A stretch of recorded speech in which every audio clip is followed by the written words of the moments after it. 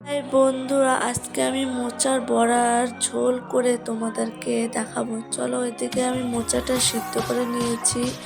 এবার আমি সেটাকে হালকা আঁচড়ে বেটে নিব, হালকা করে বেটে নেব। তো তোমরা দেখতে পাচ্ছ এখানে আমি বেটে নিচ্ছি মোচাগুলো।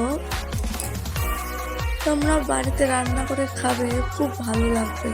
অনেকে অনেকভাবে রান্না করেছে, কিন্তু আমি এভাবে রান্না করে দেখলাম কেমন হয়। তো আমার বাটা হয়ে গেছে। এবার আমি বাটির মধ্যে এটা ঢেলে নিলাম। এর মধ্যে আমি দিয়ে দেবো ডাল আর আতপ চাল বাটা, আমি মিক্সিতে বেটে নিয়েছি।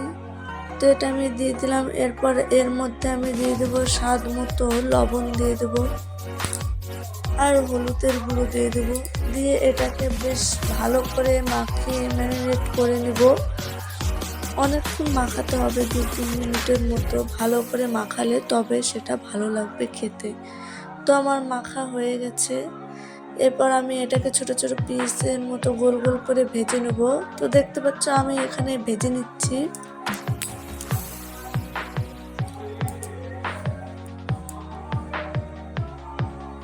তো এবার আমি এটা দেখো ভেজে নিচ্ছি। এবার দেখো হয়ে গেছে অনেকটা ভাজা আমার। এবার আমি এটাকে তুলে নিব। দেখতে পাচ্ছ আমি তুলে নিয়েছি। এরপর আমি কড়ার মধ্যে তেল দিয়ে ওর মধ্যে ফোড়ন দিয়ে আলুটা দিয়ে দিয়েছি।